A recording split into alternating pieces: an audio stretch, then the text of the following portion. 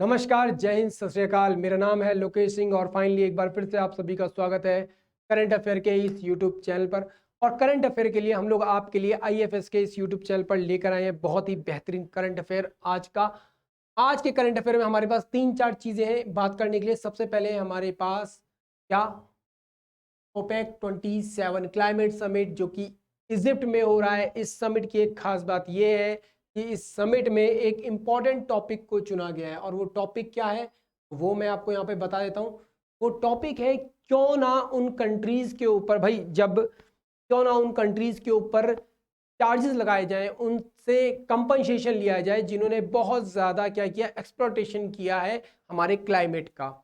ठीक, अभी तक यूरोपियन जितनी कंट्रीज थी, यूरोपियन जितने देश थे, ये काफी ज्यादा इससे बचने की कोशिश करते थे।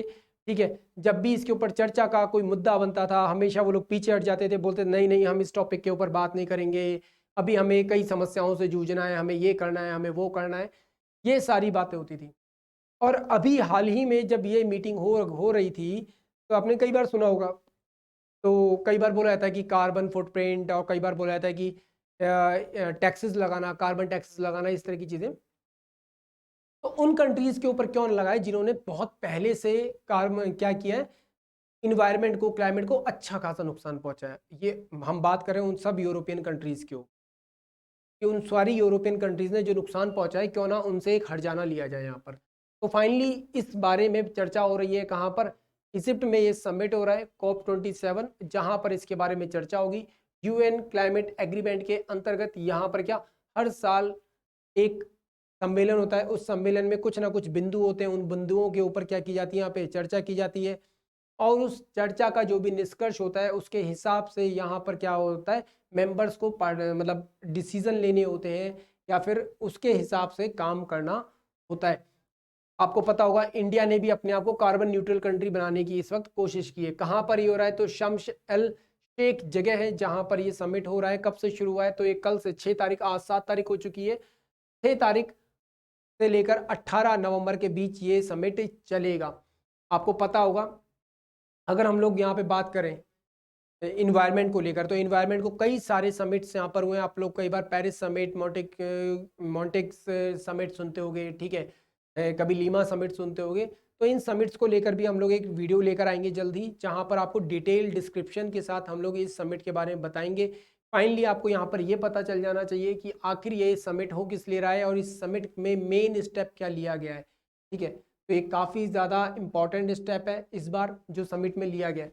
नेक्स्ट देखते हैं topic, India celebrate the 134th birth anniversary of CV Raman. CV Raman वही जिन्होंने रमन इफेक्ट यहाँ पर दिया था, प्रेजेंट किया था। आपको पता होगा वेवलेंथ को नापने का एक तरीका है जो इनके द्वारा प्रेजेंट किया गया था। अगर आप लोगों ने एक बहुत ही इंपॉर्टेंट बड़ा प्यारा सा वो है रॉकेट बॉयज, ठीक है, ये मुझे याद नहीं मैंने शायद कहाँ देखी थी, मैंने शायद लास्ट ईयर रॉकेट बॉयज करके एक वेब सीरीज देखी थी। उस वेब सीरीज में भी बड़े अच्छे से इनके कैरेक्टर को वहाँ पे दिखाया गया है। ठीक है, आप लोग कुछ वेब सीरीज इस तरीके की देखिए जहाँ पर आपको इस तरीके के महान लोगों के बारे में जानने को मिले। ठीक है, एट द एज ऑफ 42 इनको क्या नोबेल प्राइज भी दिया गया था, ये भी ध्यान रखिएगा। फिजिक्स में इनको नोबेल प्राइज दिया गया था 1930 में, अपने आप में इम्पॉर्टेंट बात है। ये चीज़ आप लोग यहाँ पे याद रख लीजिए, इसे नोट भी कर लीजिए। ठीक है, फिजिक्स में इनको क्या दिया गया है, नोबेल प्राइज भी किया गया है। ठीक है, और इन्हीं के नाम से रमन इफेक्ट नाम भी इसका पड़ा था। क्लियर? ठीक है, तो इन्होंने जो फिनोमेना दिया था वो क्या, वेवलेंथ और लाइट को लेकर दिया था। मैंने अभी बताया ना वेवलेंथ वाली बात, बिल्कुल वही। ठीक है, इनका जो जन्म हुआ था वो कब, 7 नवंबर 1888 में इनका जन्म हुआ था तिरुचिरापल्ली में, तमिलनाडु में। और इनकी जो डेथ हुई है वो 21 नवंबर बेंगलोर में हुई है। ठीक है, कब, 1970 में। तो आप लोग इस चीज़ को याद रख लीजिए। अभी कुछ ही दिनों के बाद अगर आप लोग इनकी जब डेथ एनिवर्सरी सेलिब्रेट कर रहे होगे, मतलब सॉरी ऑब्जर्व कर रहे होगे, सेलिब्रेट कर रहे, वर्ड यूज़ करना थोड़ा सा गलत है, ऑब्जर्व कर रहे होगे, तब भी सेम ये चीज़ें आपके सामने आएंगी, सेम बातें आपके सामने आएंगी। तो आपको ये चीज़ अच्छे से पता होनी चाहिए। ठीक है, सीवी रमन भारत के एक महान वैज्ञानिक। ठीक है, किशोर के बासा, इन्हें चेयरमैन अनाउंस किया गया है किसका, नेशनल मोनूमेंट अथॉरिटी का। NMA, sorry NMA, national monument authority. हम लोग इस संस्था के बारे में कुछ दिन पहले भी चर्चा कर रहे थे जब मैंने आपको मानगढ़ धाम के बारे में बताया था। तो मानगढ़ धाम के बारे में जो डिटेल थी, या मानगढ़ धाम को जो नेशनल मोनूमेंट डिसाइड करने का जो काम था, वो केवल प्रधानमंत्री ऐसे ही थोड़ी कर देंगे, के पीछे कोई ना कोई अथॉरिटी, कोई ना कोई बॉडी होगी। वो बॉडी कौन है? वो यही बॉडी है जो यहाँ पे क्या करती है, काम करती है। इसका काम है क्या कि जो भी हमारे संस्थान है, मोनूमेंट है, नेशनल इम्पोर्टेंस वाले जितने भी हमारे मोनूमेंट्स हैं, उन सभी को क्या करें, संरक्षित करें, उन सभी को प्रोटेक्ट करें, उन सभी को एक क्या दे, प्रेजेंस दे, ठीक है, लोगों तक पहुंचाने का, लोगों तक इंफॉर्मेशन पहुंचाने का काम करे। उस जगह की एक जो अपनी एक मतलब एक तरह से कहा जाए उस जगह का एक ऑरा है, ठीक है, उसकी एक सांस्कृतिक विरासत है, उस विरासत को क्या करे, संरक्षित करे। ये सारा काम किसका होता है? ये सारा काम नेशनल मोनूमेंट अथॉरिटी का होता है। और फाइनली इसके अब प्रेजेंट चेयरमैन कौन है? किशोर के बासा इसके क्या है, चेयरमैन है। आई होप यहाँ पे आपको ये चीज़ पता चल गई होगी, इंफॉर्मेशन आप तक पहुँच चुकी होगी। नेक्स्ट देखते हैं उत्तराखंड गवर्नमेंट सम्मान। उत्तराखंड गवर्नमेंट की थ्रू एक गौरव सम्मान दिया था, गौरव सम्मान, उत्तराखंड गवर्नमेंट गौरव सम्मान। ये गौरव सम्मान किसको दिया गया है? तो ये दिया जा रहा है अजीत डोभाल को, ठीक है, जो हमारे फॉर्मल CDS थे, ठीक है, कौन? बिपिन रावत, जिनका आपको पता है हाल ही में निधन हो गया था एक हेलीकॉप्टर क्रैश की वजह से, ठीक है। किस हेलीकॉप्टर में थे? तो MI-17 नाम का एक हेलीकॉप्टर है, रशियन हेलीकॉप्टर है, जिसमें ये, और सबसे ज़्यादा आधुनिक हेलीकॉप्टर्स में से एक है ऐसा हेलीकॉप्टर जिसमें किसी भी तरीके के टेक्निकल फॉल्ट होने पर बहुत पहले से अलर्ट मिल जाते हैं, बहुत ज़्यादा एडवांस है अपने आप में। पर इस हेलीकॉप्टर में जो एकमात्र कमी थी वो क्या थी? ये खैर इस हेलीकॉप्टर में नहीं, सभी हेलीकॉप्टर्स में एक सबसे बड़ी समस्या है कि ये हेलीकॉप्टर्स, कोई किसी भी तरीके का हेलीकॉप्टर्स क्या बादलों में बहुत ज़्यादा उलझते हैं, बादलों में, मौसम में बहुत ज़्यादा उलझ जाता है, जिसकी वजह से क्या, हाइट का अंदाज़ा नहीं लग पाता, ठीक है। और उसी के चलते इनकी क्या हो गई थी, डेथ हो गई थी, ठीक। इनके साथ बाकी जो लोग थे 18 लोगों का जो पूरा का पूरा क्रू था, पूरे क्रू की डेथ हो गई थी, ठीक है। लास्ट में जो विंग कमांडर वरुण सिंह थे उनकी भी डेथ हुई थी, ठीक है। वरुण भदौरिया शायद, या वरुण सिंह नाम था, मुझे एग्जैक्ट याद नहीं आ रहा है। तो वो इंसिडेंट आपको शायद याद होगा, ठीक है। तो यहाँ पर क्या, बिपिन रावत जी और NAS जो हमारे NSA हैं, मतलब नेशनल सिक्योरिटी एडवाइज़र हैं इस वक्त हमारे प्रेजेंट, ठीक है, कौन? अजीत डोभाल। इन दोनों को ही क्या दिया जा रहा है? उत्तराखंड गवर्नमेंट के द्वारा गौरव सम्मान दिया जा रहा है। इसके अलावा और किसको दिया जा रहा है? प्रसून जोशी, एक पोइट है, उनको भी क्या दिया जा रहा है? ये सम्मान दिया जा रहा है। एक राइटर भी हैं, इन्होंने बहुत इंपॉर्टेंट स्टोरीज लिखी हैं, कई जगह पर इन्होंने कहानियाँ भी लिखी हैं। आई होप आप लोगों ने दिल्ली 6 देखी होगी, ये भाग मिल्खा भाग देखी होगी। तो ऐसे इंपॉर्टेंट जो मूवीज़ हैं उनमें इन्होंने क्या किया है? अपना सहयोग दिया, अपना काम दिया है, ठीक है। तो ये सम्मान इनको कब दिया जा रहा है? तो 9 नवंबर को इनको ये सम्मान दिया जा रहा है, ठीक है। तो ये चीज़ ध्यान रखिएगा, ठीक है। आपसे कई बार हो सकता है पूछा जाए हमारे पहले CDS, तो आपको पता होना चाहिए जनरल विपिन रावत प्रेजेंट में कौन है, ठीक है। तो आपको वो भी पता होना चाहिए प्रेजेंट में कौन है, ठीक है। एक रिटायर्ड हमारे आर्मी के ऑफिसर हैं, ठीक है, मेजर जनरल, लेफ्टिनेंट जनरल के पोस्ट से रिटायर थे, और उनको यहाँ पे क्या किया गया है? CDS डिसाइड किया गया है। बतावा सकता है कोई नाम? क्या, मैं वैसे नाम लिखने वाला था, पर नाम कोई बता सकता है मुझे यहाँ पे? चलिए मुझे नाम बताइए, प्रेजेंट CDS कौन है? CDS प्रेजेंट कौन है हमारे वर्तमान CDS? किसे अपॉइंट किया गया है? वैसे तो ये रिटायर हो चुके थे, परंतु इन्हीं को यहाँ पर CDS के पद पर दोबारा से रीअपॉइंट किया गया। चलिए नेक्स्ट देखते हैं, राइजिंग सन वाटर फेस्ट 2022। ये कहाँ पर ख़त्म हो रहा है? ये एक्चुअल में मेघालय में समाप्त हो रहा है। ये एक वाटर स्पोर्ट्स गेम है जो मेघालय में आयोजित किया गया था। डिफरेंट स्टेट से यहाँ पे नॉर्थ ईस्ट में लोग शामिल होते हैं इस स्पोर्ट्स में, मतलब वाटर स्पोर्ट्स में पार्टिसिपेट करने के लिए। ये जो स्पोर्ट्स हो रहा था, कहाँ हो रहा था? ये इंपॉर्टेंट चीज़ है। तो ये हो रहा था कहाँ पर? उमयम लेक में। कहाँ पर? उमयम लेक है मेघालय में, वहाँ पर ये स्पोर्ट्स हो रहा था। और फाइनली अब इसकी क्या क्लोजिंग सेरेमनी हुई है? कब? 5 तारीख को। कब हुई है? 5 तारीख को, ठीक है। तो ये चीज़ आपके लिए इम्पॉर्टेंट है, और कहीं ना कहीं ये इम्पॉर्टेंट इसलिए भी है कि हम लोग चाहते हैं कि जितना ज़्यादा हो सके उतना ज़्यादा नॉर्थ ईस्ट में क्या किया जाए? टूरिज़्म को बढ़ावा दिया जाए।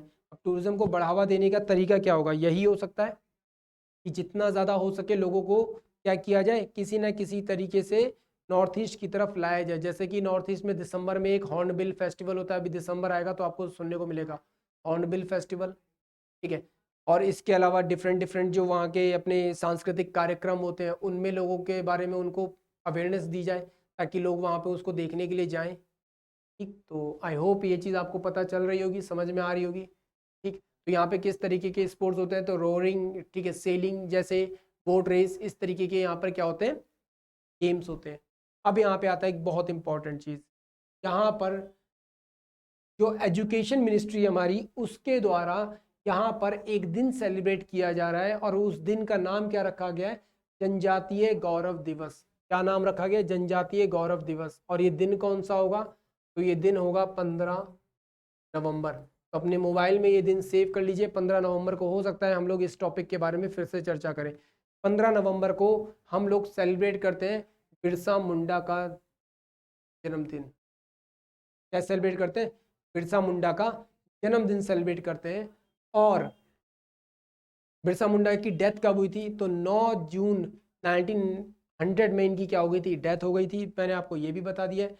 अब इन्हीं के जन्म दिवस को यहाँ पर डिसाइड किया गया है क्या, जनजातीय गौरव दिवस के रूप में। किसके रूप में डिसाइड किया गया, जनजातीय गौरव दिवस के रूप में निर्धारित किया गया, डिसाइड किया गया, ताकि लोगों में भारत की जनजातियों को लेकर एक अवेयरनेस लाई जाए। हम लोग ऑलरेडी आज़ादी का अमृत महोत्सव मना रहे हैं। इस आज़ादी के अमृत महोत्सव में हम लोग क्या करेंगे, इन जनजातियों के जो भी स्वतंत्रता सेनानी हैं उनको क्या करेंगे, यहाँ पर याद करेंगे।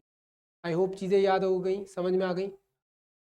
आज़ादी के इस अमृत महोत्सव में हम लोग क्या, जो भी हमारी जनजातीय लीडर्स हैं उनको क्या किया जाएगा, यहाँ पर याद किया जाएगा, उनको यहाँ पर सम्मान दिया जाएगा।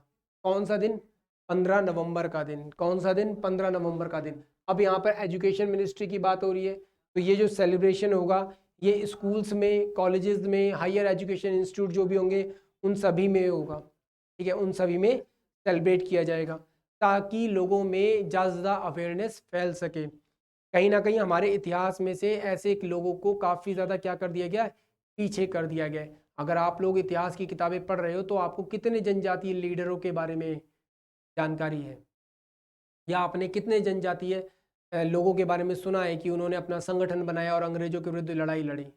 हमें नहीं पता। हमें अपने इतिहास से काफ़ी ज़्यादा दूर रखा जाता है वामपंथी लोगों के द्वारा, ठीक है। ये कम्युनिस्ट लोगों ने जो हमारे इतिहास के साथ खिलवाड़ किया है, भारत को जो बांटने की कोशिश की है, वो कहीं ना कहीं हमें क्या कर रही है, नुकसान पहुंचा रही है। तो आई होप आपको ये बात समझ में आ रही होगी। तो प्लीज़ इस चीज़ का ध्यान रखिएगा अच्छे से, ठीक है। अगर यहाँ पे बात करें बिरसा मुंडा को लेकर, तो मैंने आपको बता दिया है कि ये उनकी क्या बर्थ एनिवर्सरी है, ठीक है। ट्राइबल कमिटीज़ को रिकोगनाइज करने के लिए, लोगों तक अवेयरनेस फैलाने के लिए इस चीज़ को यहाँ पर किया जा रहा है, ठीक है। ब्रिटिश कॉलोनियल सिस्टम के टाइम पर जो भी बिरसा मुंडा ने किया वो कहीं ना कहीं हमारे लिए अपने आप में क्या है, एक गौरव का हिस्सा है, हमारे इतिहास का एक बहुत बड़ा पार्ट है ये, ठीक, जिसे हमें शायद कहीं ना कहीं याद रखना पड़ेगा। अगर हम लोग आगे बात करें तो नेक्स्ट यहाँ पर है independence first voter master Shyam शरण नेगी। इनकी क्या हो गई है, डेथ हो गई है। हिंदुस्तान का जब पहला वोट हुआ था 1951 में, उस समय पर भी वोट किया था और अभी वर्तमान में भी इन्होंने क्या किया है, बाई पोस्ट अपना वोट दिया है। इनकी फाइनली यहाँ पर क्या हो गई है, मृत्यु हो गई है। इनकी जो उम्र थी वो 106 साल की थी। कितनी थी, 106 साल की। हिंदुस्तान का पहला वोटर जो अभी तक हमारे साथ था, फाइनली अब वो जीवन को यहाँ पर क्या कर चुका है, अपने त्याग चुका है, ठीक है। कब इनका निधन हुआ है, तो इनका 5 नवंबर। और इनको क्या, इलेक्शन कमीशन के द्वारा इनको अपना ब्रांड एम्बेसडर भी बनाया गया था। ध्यान रखिएगा, ये वो इमेज है, आप सामने देख सकते हैं, ये वो इमेज है इनकी, ठीक है। इस इमेज को इसके द्वारा जारी किया गया था, तो इलेक्शन कमीशन के द्वारा ही इस इमेज को जारी किया गया था, श्याम शरण नेगी जी की, ठीक। First voter in 1951 general election of India, ठीक। तो आप लोग इस चीज़ को याद रखिएगा। अब तक ऑलमोस्ट 31 टाइम्स ये क्या कर चुके हैं, वोट कर चुके हैं। हाल ही में जो हिमाचल में वोट हो रहे हैं उसके लिए भी इन्होंने अपना वोट किसके थ्रू, पोस्ट के थ्रू दिया है। मतलब पोस्ट ऑफिस के थ्रू भी आप वोट दे सकते हो, ये भी आपको खैर पता होना चाहिए।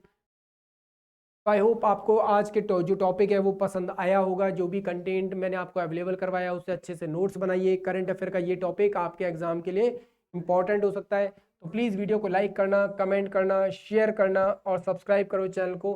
और कमेंट करके बताओ आप और कौन कौन से टॉपिक्स के ऊपर वीडियो चाहते हो, ताकि मैं उनके ऊपर वीडियो बनाऊं और आप तक पहुंचा सकूं। तो अगर किसी तरह का कोई डाउट नहीं है तो प्लीज़, बहुत अच्छी बात है, और अगर है तो प्लीज़ कमेंट करके ज़रूर बताना।